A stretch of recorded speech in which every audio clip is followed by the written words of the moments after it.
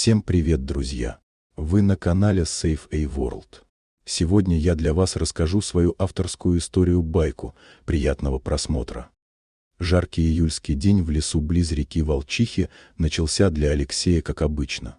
Он всегда любил природу и старался проводить свое свободное время вдали от городской суеты.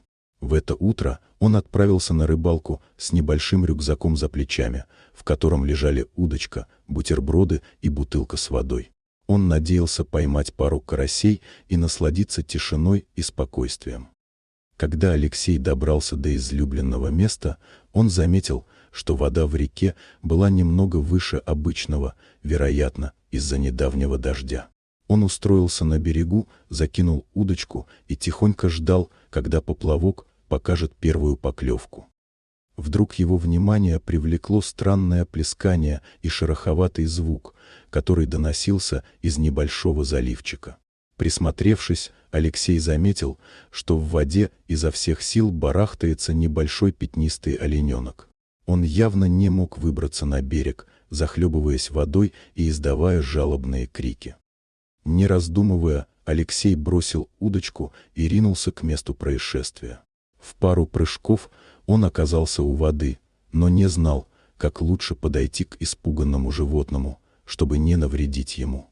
Олененок был совсем маленьким, и расстояние до берега казалось ему непреодолимо большим. Оценивая ситуацию, Алексей решил, что сначала нужно успокоить олененка. Он присел на колени у воды и начал тихо говорить, стараясь, чтобы его голос звучал уверенно и успокаивающе.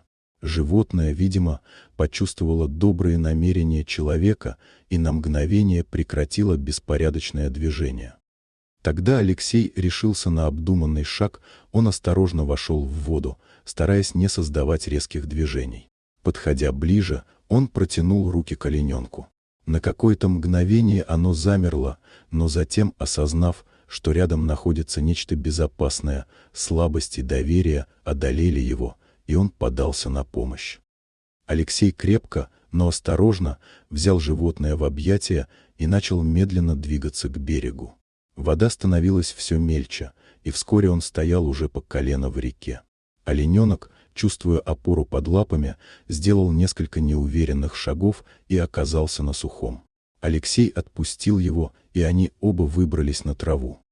Маленький спасенный олененок дрожал и прижимался к земле, и Алексей решил остаться рядом, давая ему время прийти в себя.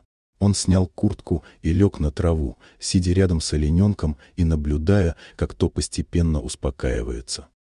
Спустя некоторое время олененок поднял голову и посмотрел на своего спасителя. В его глазах читалась благодарность и любопытство. Алексей улыбнулся и сказал: «Вот видишь, все будет хорошо».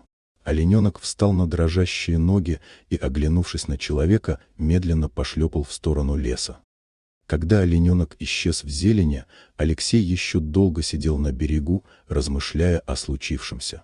Пойманных рыбы в тот день так и не было, но он вернулся домой с теплотой на сердце, зная, что помог маленькому существу вернуться к жизни.